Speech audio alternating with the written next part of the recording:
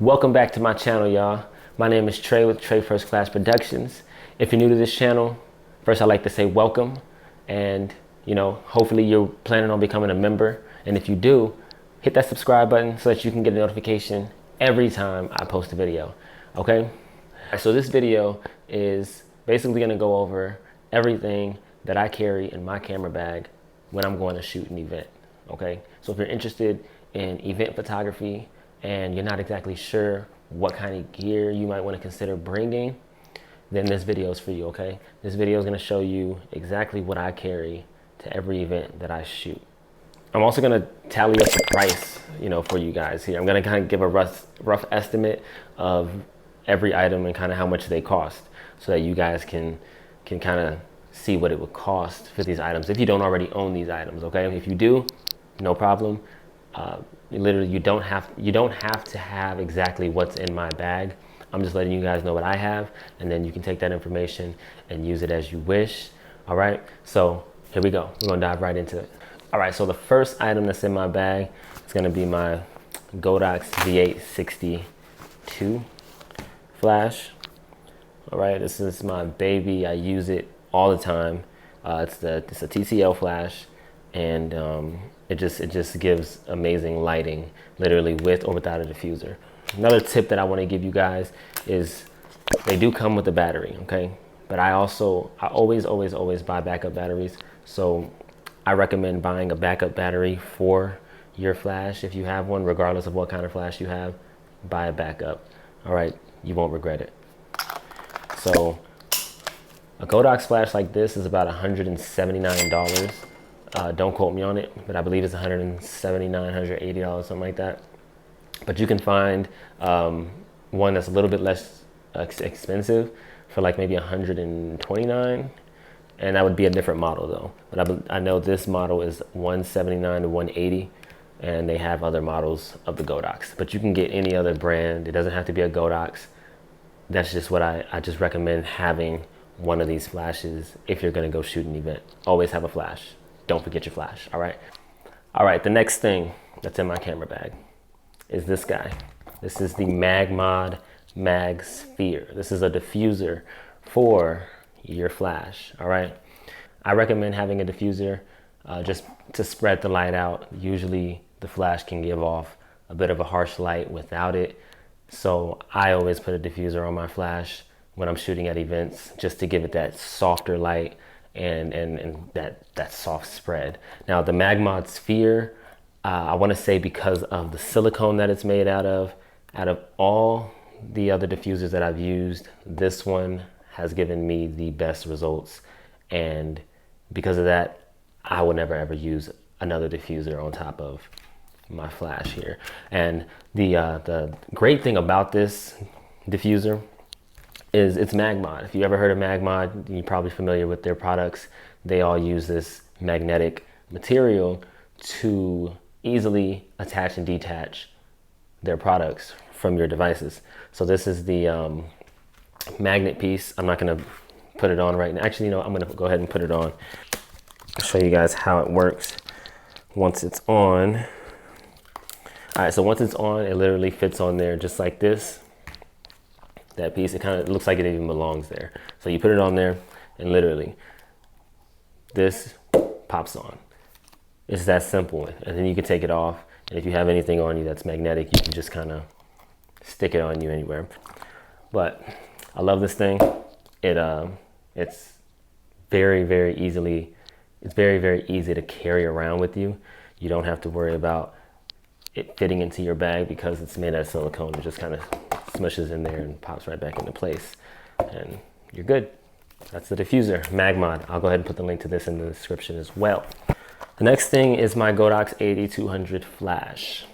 All right, this is an external flash that I don't always use, but I have it just in case I need to use it. Some events, they have these backsplash walls set up, they have these backdrops, and I always prefer to use a flash with a softbox on it. And so if I need that, then I can always reach into my bag.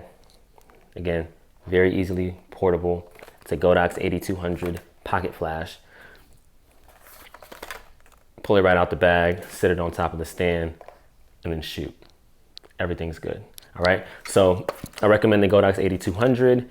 And let me see, this thing costs about, I want to say, this is about $373. But again, you don't have to get the same products that I shoot with. These are just references. If you want to get a standalone flash that's a little bit cheaper, I would recommend getting maybe a newer, Neewer, newer flash. Those I think those start around $250 or something like that. They're a little bit less expensive, and they work pretty well as also, but they're not as portable. I wouldn't say it's as small as the Godox 8200. It's a little bit bigger, has a bit of a rounder head, and these pieces kind of just pop in and pop out here. All right, so that's the Godox 8200 Pro. All right, I forgot. So the MagMod Sphere, this one is priced around like $100, and it comes in. It's actually a starter kit, so it comes with the Mag Sphere, the magnet. I'm pretty sure that I believe there's a different name for it, but it comes with the magnet, which can pretty much attach all the devices that are in the kit, and then it also comes with the grid. So you have the grid, the sphere, and the magnet, and I believe there might be some gels in there as well. All right, so $110 for the MagMod Sphere. The next thing that's in my camera bag is this lithium ion NPW50. Did I say that right? NPFW50 Sony battery. I have 7 of these in my camera bag. All right, 7 of these, and then I have 7 total. 1 in the camera, 6 backups, so that when one dies, I can easily switch it out. And then I also bring, I don't know if I have that. Oh, yes, I do. In my camera bag, I have the charger. This is the charger that charges them. It has 2 slots on them, so when one dies, put it right on the charger. Another one dies, put it on the charger. I'll always have 2 charging at a time. For the most part, I never run out of batteries when I'm shooting an event, all right? Because I always have the charger and I have 6 other batteries. So I always recommend having a backup battery. If you read my ebook, you'll see I say it in there probably 2 or 3 times. You definitely got to have a backup for everything. So have a backup battery here. I told you guys, have a backup battery for your flash. Definitely always have a backup battery for this one if you plan on using it a lot. Regardless, still have a backup battery. I have one for this also. And yeah, just always have a backup battery. All right, and don't forget your flash.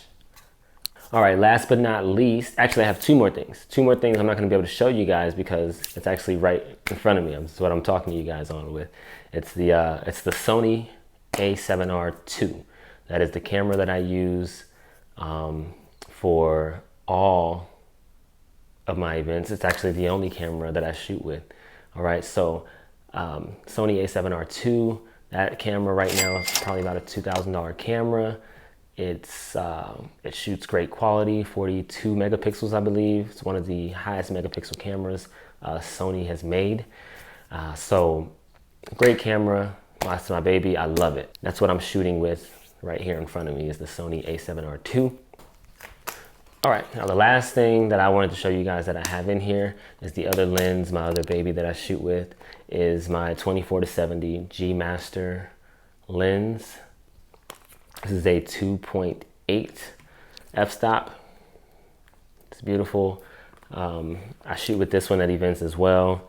It gives me that 70mm zoom if I need to zoom in and get closer. And also the one that I'm shooting with on here is actually the 35mm.